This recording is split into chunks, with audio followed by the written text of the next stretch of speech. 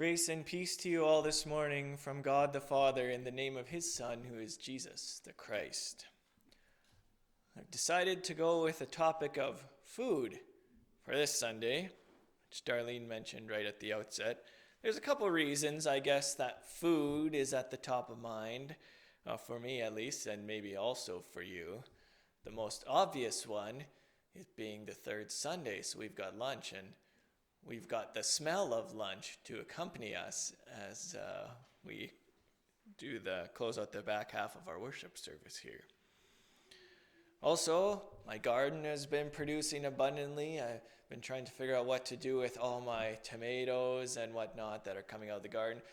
Which, on that topic, there's a blue bin at the back with tomatoes and green peppers in it.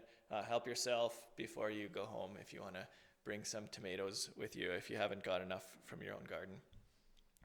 Yeah, and harvest is in full swing, right? It was a little bit slow this week. It seemed across the countryside with higher humidity and a bit of moisture and stuff. But there's lots of bushels there, and it's good to see full swing of harvest, reminding us of sort of the plenitude that the land can provide. So all of these have been reminding me of food. And then also I had an email from Jackie at the Food Grains Bank, which came on August 19th. And it was to just reach out and give a thanks to our church for continuing to support the Food Grains Bank and giving a little bit of an update as to what the latest thing was over at the Food Grains Bank. And we had just had a meal at that time. It was August the 19th, so it was just after our third Sunday of last month. And I said I would pass that along, but I thought it would make sense to do when we were having another Food Grains Bank Sunday. And she included a little story, or a link to a little story that was a reminder of some of the work that they do. And I think that this story, it highlights the role that food plays in kind of the overall quality of life. For food isn't something that just fills your stomach till the next time you get hungry, but plays a big role in the overall quality of life. So this is how the story goes from the Food Grains Bank.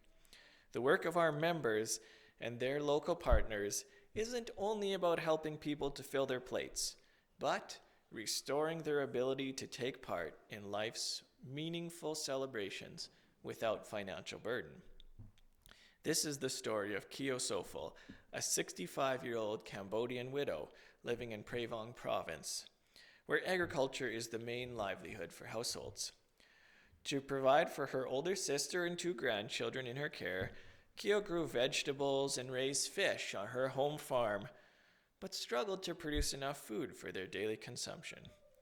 In early 2020, so that would be 5 years ago now, Keo joined a 5-year agriculture and livelihood project implemented by Organization to Develop Our Villages, to enhance food security for more than 5,000 households in Prevong with support from Mennonite Central Committee Canada. So she completed sustainable agriculture training, increased her farm production, and was able to send her grandchildren to school, also now affording to participate in important social events in her community. I am very happy that my family has a better living condition, Keo says. My family has self-produced vegetables and fish to eat enough all year round and to earn a daily income. This income is utilized to buy household items, clothes, and cover the expenses of attending various social events such as weddings and ceremonies. This is another good news story of work that we support with our meals, right? And it sort of spreads around the world. An additional reason I had food on the mind was that we're coming up on World Food Day. World Food Day is one day a year that's declared by United Nations Food and Agriculture Organization, so kind of a big umbrella organization. And the Canadian Food Grains Bank encourages churches to recognize it each fall.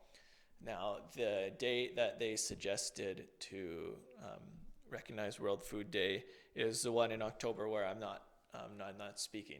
So I wanted to use the materials they sent out. So I thought, what better day to do it than when we're having a meal, right? It fits well. In part of their World Food Day resources, they give this description of themselves, which some things will sound familiar, but also I thought it would be helpful to remind us of how the Food Grains Bank understands their own selves. They write, Canadian Food Grains Bank is a partnership of 15 Canadian churches and church-based agencies working together to end global hunger. We work with locally based organizations in developing countries to meet emergency food needs, achieve long-term solutions to hunger, and to foster informed action by Canadians and governments to support this international cause. The Food Grains Bank engages Canadians in working together to end global hunger. We inform and inspire actions such as giving, learning, praying, and advocating. Some of these actions are more direct than others. At the Food Grains Bank, we want to help you feel prepared to do your best, whatever you choose. I thought that was a helpful way of encouraging even small actions like ours, sharing a meal and throwing a donation into the basket if we're so inclined. So they provided some worship resources in addition to that introduction, which includes some of the prayers from this morning, and also another story of where they've been working. This one is entitled Taking Root. We've come a long way, and I'm so proud of how far we've come, says Ugandan farmer Gladys Osita. Gladys is one of 3,600 participants. Also, by the way, the scale of these things kind of blows me away sometimes. Like the first story, I'm sidetracking already, but the first story of Keo was at Cambodia. She was one of more than 5,700 households, right, that were doing this training program. So it's not just a handful of people. And this one that Gladys is in is 3,600 people. So it's a lot. Who took part in agriculture and livelihood programming to improve food security from 2012 to 2019, implemented by World Renew partner Church of Uganda Neba Diocese, with support from Food Grains Bank. So that's a different partner than MCC, but with the Church of Canada Neba Diocese, or Church of Uganda, pardon me. Okay, so 6 years on from the program's end, Gladys is sharing the story of her family's transformation and how they're still reaping the benefits of the skills they learned. Here's a quote. Life was very hard when I joined the project. At that time, I used to eat once a day. Sometimes I wouldn't even eat. And if we were to eat, we had to sell our labor to get money for food. It was a challenging time for Gladys's family, as well as many other farmers in Kwikni sub-county in Nebi District, Uganda, due to the lack of rain. Over 80% of the households in Kwikni depend on agriculture as their main income source. And prior to 2008, Kwikni had 2 rainfall seasons annually, but significant changes in weather patterns have led to long dry spells, making it difficult for farmers to achieve sufficient crop yields. Throughout the project, Gladys had the opportunity to improve her sustainable farming knowledge, to join a village savings and loan group, to strengthen her access to seeds and livestock, to learn beekeeping, and to purchase 2 motorbikes, which she rents out for extra income. Initially farming on 1 to 2 acres of land, Gladys now farms on 7 acres, alongside her husband Dixon, who is proud of Gladys's efforts and the impacts having on their children. My children were malnourished before, but now they're healthier, says Dixon. They are able to focus on school because they're well fed, and that gives me hope for their future.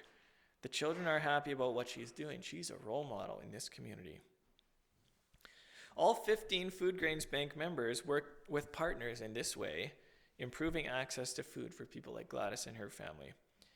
On average, they write, households participating in the project doubled their food availability and nearly tripled their household income by the project's end, leading to more children going to school, improved education rates, and more animals being brought into the community.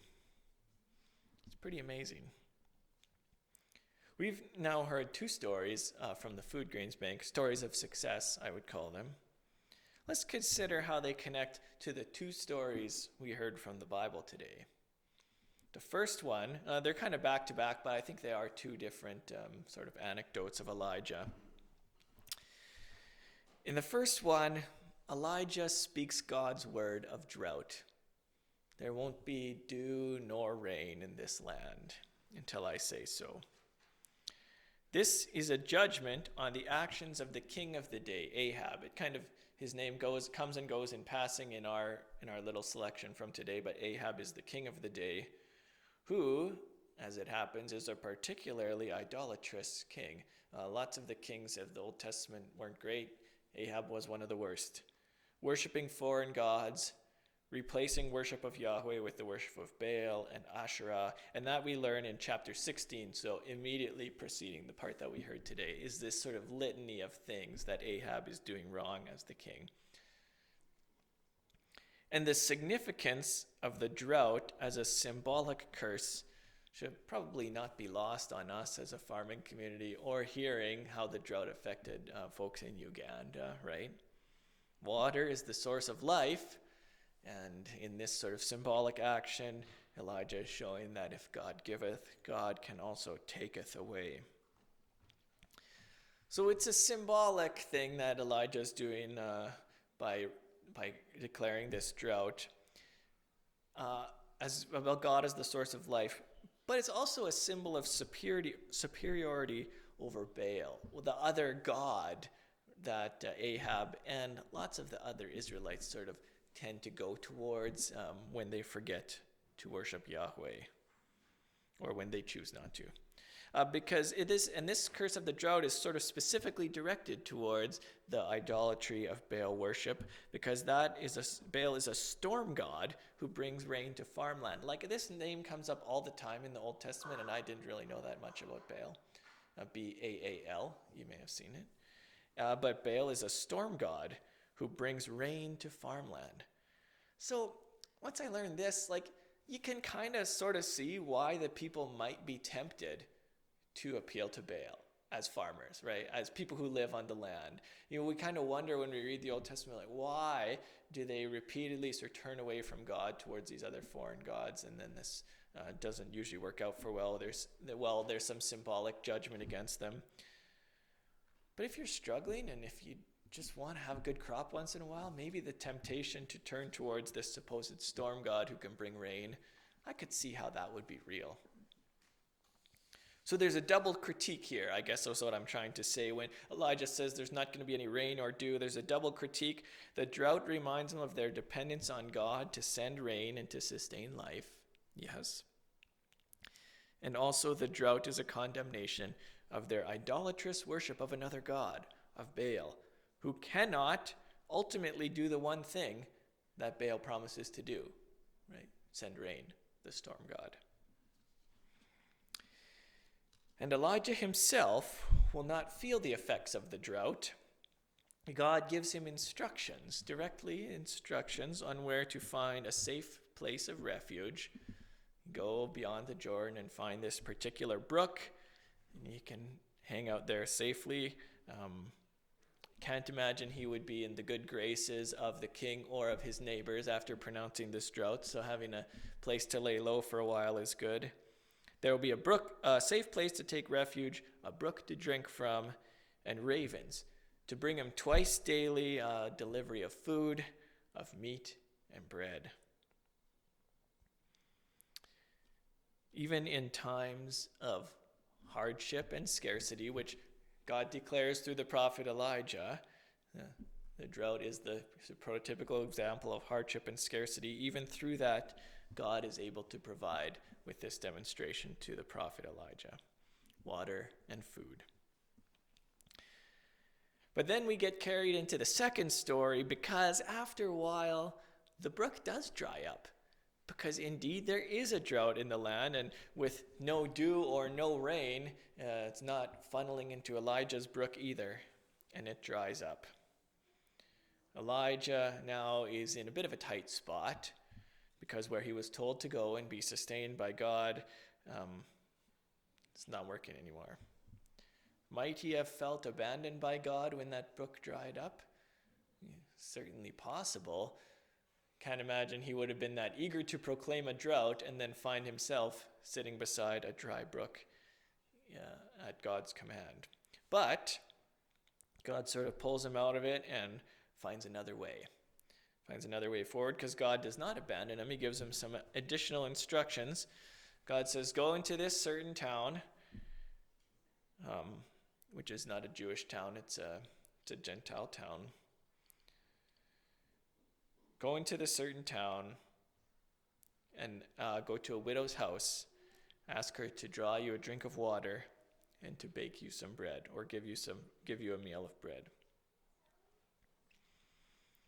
And we heard about how in the children's story and in the reading that Darlene read for us, how God miraculously provides for Elijah by the flour not running out and the oil not running out.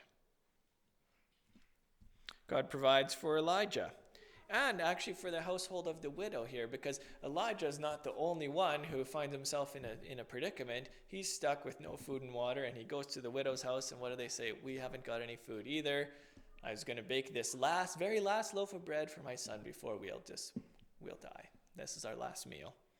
So God here provides for the prophet Elijah and the household of the widow, her and her son, and it can maybe say the circle is expanding outwards a little bit. Yeah, the circle is growing of who is included.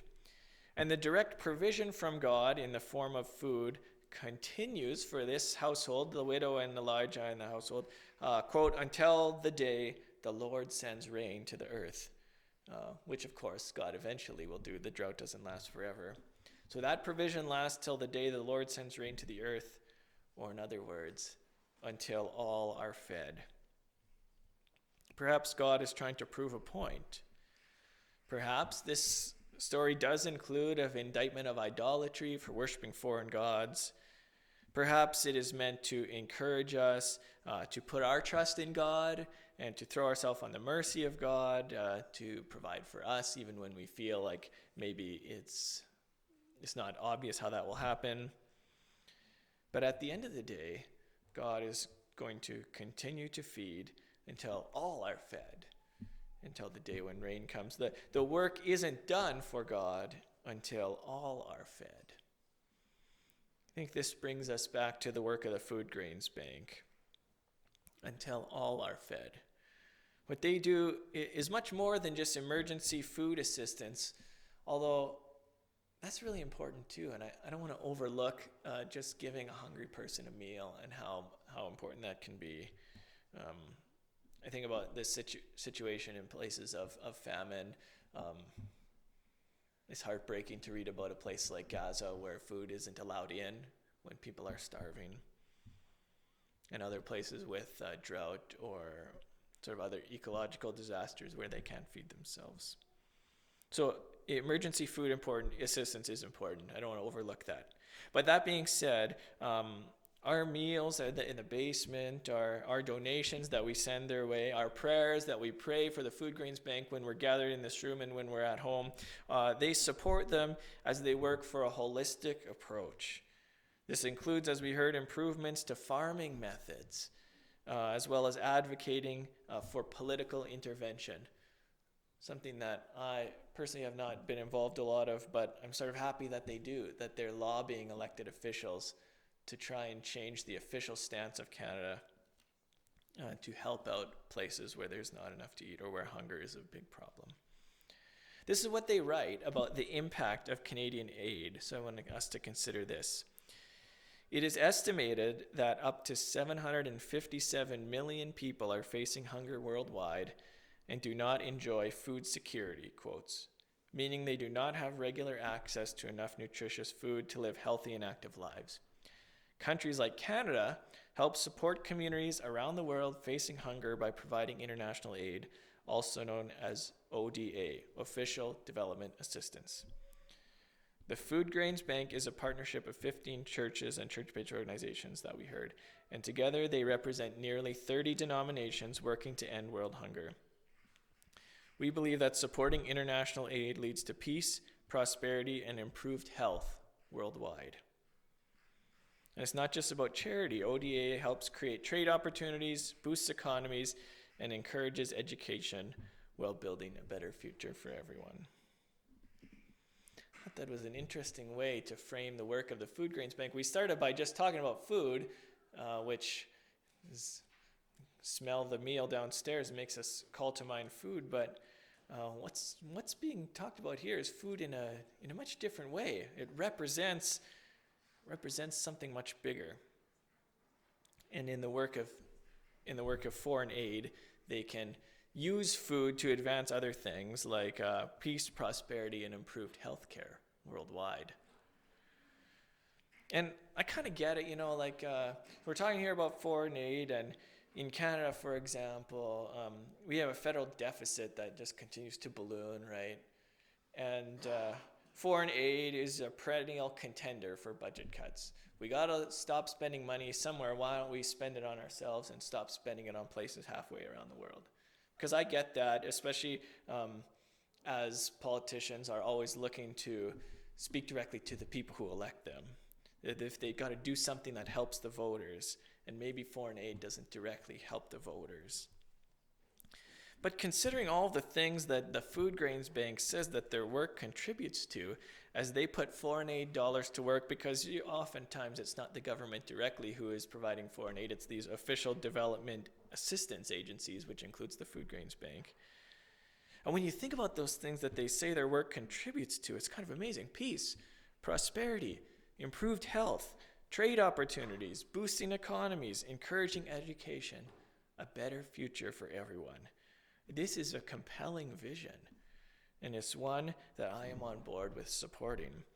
And it's one that I think we could say is in harmony with the desires of God for all people, as displayed in the Bible, as represented by this little story of Elijah.